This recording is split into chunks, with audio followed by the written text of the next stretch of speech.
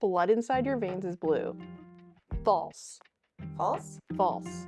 Okay. Deoxygenated blood isn't blue, it's dark red, and it only appears blue under our skin, like, the back of our hand or something like that, due to the way that light penetrates the tissue and reflects back to your eyes.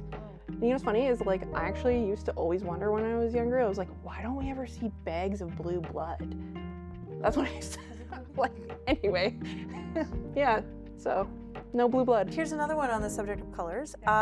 Did you know that bulls don't get angry when they see the color red? Oh, okay. They're colorblind to the color red. Yeah, they're actually just getting mad because a flag is being waved at them, or a cape. Oh, Whatever. hey. Yeah. Oh, here's another one. You know how they say lightning never strikes the same place twice? False. False. False. Tall structures are consistently hit by lightning. Oh, It's actually a problem. So that Wow. phrase is just a myth. busted. Busted.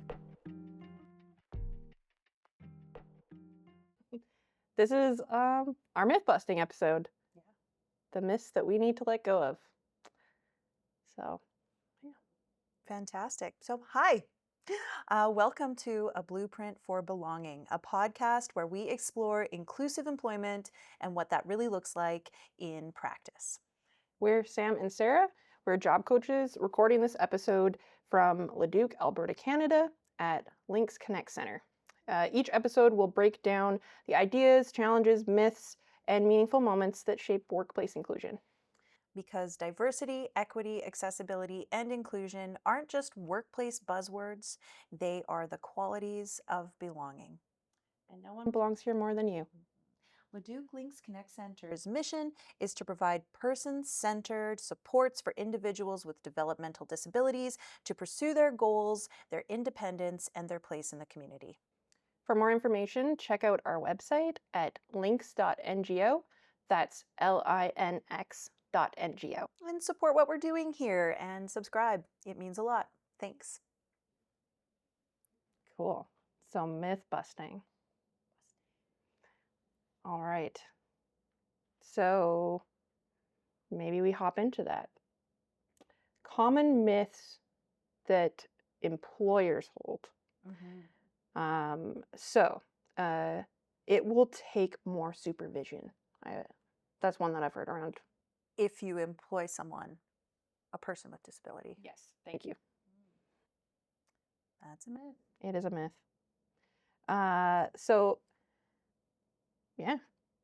Should we just keep going through them? Sure, we can jump through those. How about another one?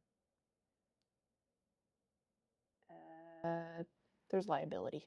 Ah, yes, the liability.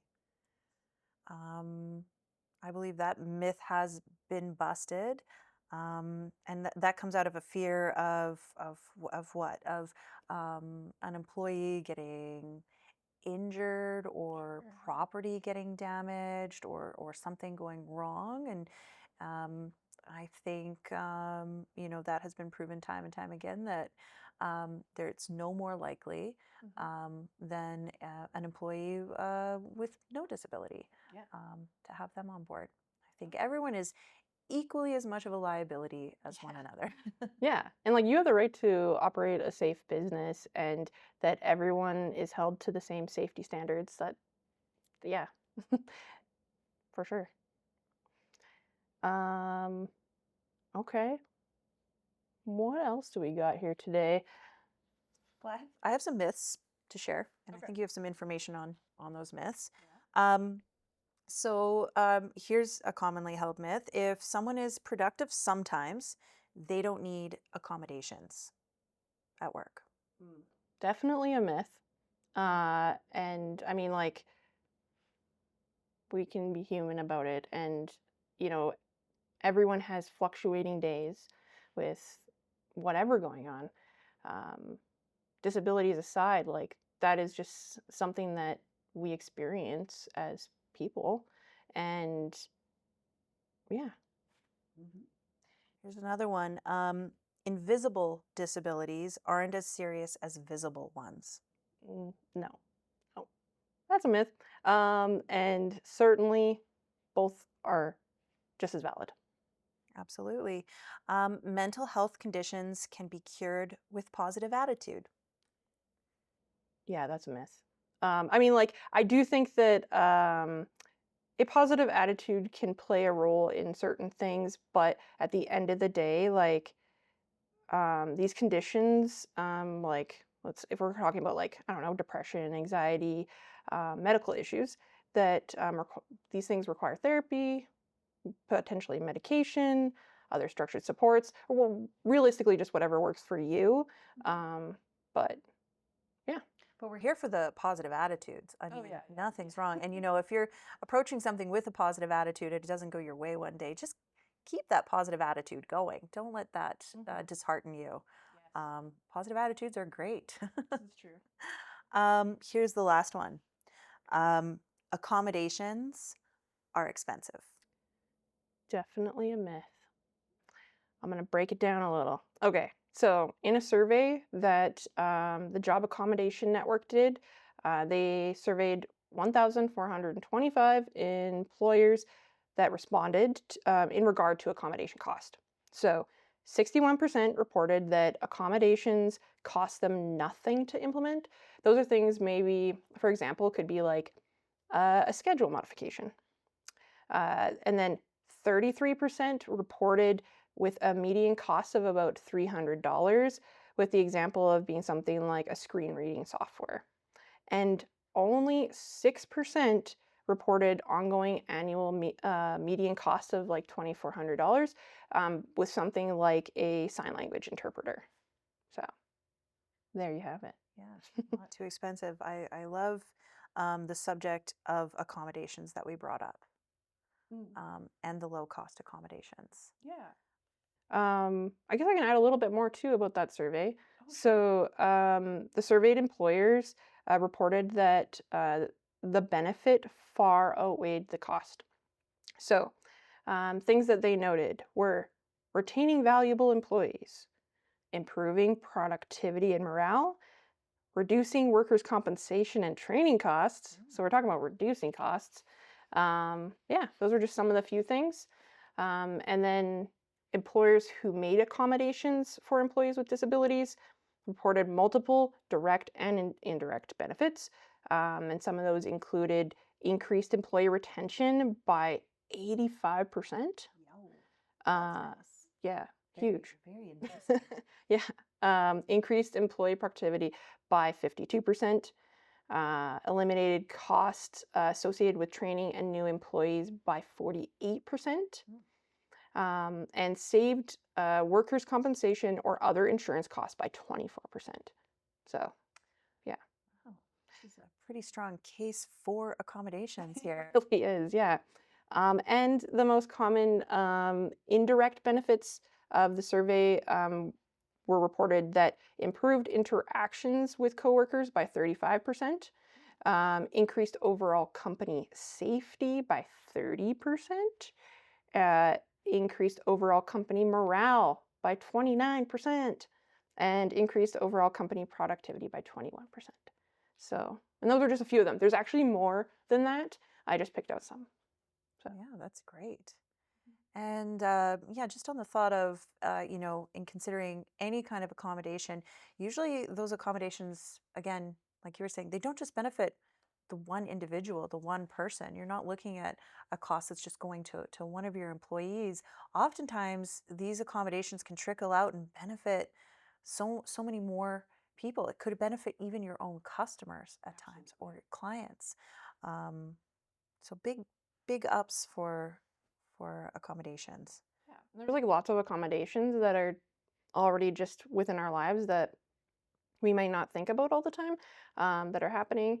But I guess kind of touching on what you were saying with that they can benefit many people, that makes me think about the curb slopes, the ramps on curbs. Yes. So, I mean, yes, it may be something that will benefit someone in a wheelchair, but also strollers, also delivery people. Like, I don't know. And Endless. yeah, there's just tons. So, Yeah. Yeah. yeah. Fantastic. Yeah, accommodations.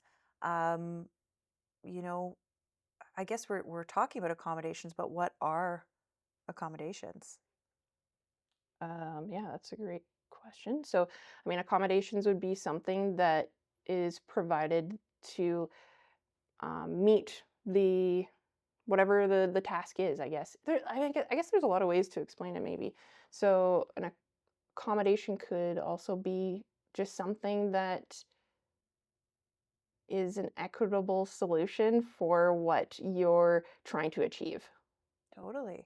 Yeah, an accommodation could be offered, we touched on this in the first episode, but could be offered as early as, the hiring process, an accommodation in the interview if they require support. Accommodation could be as simple as like something within the environment, right? It could be just having, changing your lighting from your fluorescent lights to more natural lighting. It could be, a no smell or fragrance policy in the office because smells can be really, really triggering to some employees. Um, there's there's all sorts of accommodations. A big one I have experienced when working in tech is noise canceling headphones. That's a great accommodation for folks, and that might be something that they're just bringing in, and it's their own accommodation that they have on them, but just allowing them the space to do that, to use them as they need to. Yeah. That makes me also think like podcasts accommodation could be an accommodation What's because that? then you like instead of having to let's say read information, you could listen to it. That's so true. Ah, audio learning. Yeah. Here you go. I like that. Yeah. That's great. I guess like and then on the flip of that, closed captioning. Closed captioning, absolutely. My glasses, Mm-hmm. that's an accommodation. Definitely. Yep. Um, Other accommodations I love, and I think we just don't realize they're all around us all the time. I mean, it sort of is the manager's role to continuously build accommodations for all workers because we have task lists. That comes up often. Task lists are a great accommodation Yeah. just to keep track of what you're doing in a day. Um, Postings on walls, maybe like shared information on Mm-hmm. bulletin boards can be an accommodation. Um, Timers. Timers. I love Timers are a timers. good one. Yeah. Yes. Having a phone actually has so many things that like could provide accommodations. Like, do you remember back when um, we used to be told that like you will not have a calculator in your pocket when you grow up, but you do, and it's awesome. Yes, we have a calculator and more. We have a spell checker. We have a fact checker. We have just everything. We also have cameras now, Yeah. which is great. That gives us the ability to um, create visual accommodations for people. When we're talking about task lists, those are, we often think, oh, that's text based, but task lists can actually be visual. And if our phone is on us, we're instantly just taking images of the task as it's happening. And when you order them, you have a visual accommodation right there. Totally. Pretty easy to make happen and at no charge at all. Yeah. Job coaches, we're accommodations. We are. Yeah. We are, and happy to be so. Yes. Yeah. Um. Okay. Sh- I guess I could quickly just touch on one of our clients and how maybe something that was potentially misunderstood, they became a totally invaluable employee. So this individual, they were offered a position, and it was like, okay, well, yeah, we'll see how it goes. Maybe 5 hours a week. And once they started working, they really shared about who they were and how they worked, the things that they needed in order to be successful. very quickly, within a month's time, they ended up being offered 20 hours a week because they expressed what they needed, that was met, and now they're like such a huge part of the team. They they're just thriving. So, Yeah, yeah. absolutely. Absolutely. Um, this is also making me think too when I hear all of this and just kind of going back to this episode being a myth buster. When I think of all of the ways that we've like developed our these myths over time and we build these misconceptions, like the sources are things like cartoons or media or things where we've just been kind of given this misdirect or something that has like this grain of salt, this little grain of truth, but then the rest is just kind of taken on this life of its own. And just going back to like the importance of creating that stronger work culture where everyone is sort of on the same page and building this overall understanding, because a lot of people are coming from all of this exposure to these ideas, these myths, this media, and that creates in the workplace a social barrier for an employee, because they may a coworker may see a colleague and come up with this preconceived notion that there's something they can't do or that they want to do something easier, um, and maybe they start to not go up and talk to them as often. Maybe they avoid them when they have another task, they go to a different employee. It's in these small ways that it creates this kind of barrier for someone. They're not given that opportunity to thrive, Yeah. all because of a myth. Yeah. Totally. And I think maybe to like kind of connect to that too is when we're talking, talking about um, diversity, equity, inclusion, accessibility, and these being these words that I think that there's a lot of like, oh, like I don't know.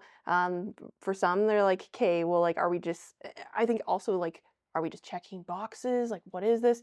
When it's like, actually, those things are about creating belonging, which is like, part of this podcast and blueprint for belonging and creating space for, like, who doesn't want to belong? We all spend so much time um, involved with our work in some capacity. And when we do, we often like attach a lot of our identity to that, and we want to be a part of something. Um, like you want to feel like you belong, and that is really what I think all of those things are about. So, Absolutely. yeah, You have a place, and you're needed, and it's important what you do. yeah. Yep. Couldn't agree more.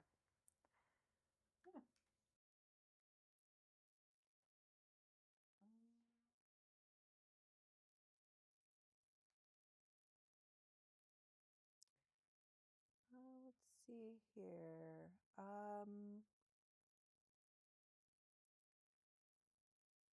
Another thing, you know, this may come to mind as a possible myth is um, inclusive workplaces aren't lowering standards. That comes up all the time. We're lowering the standard.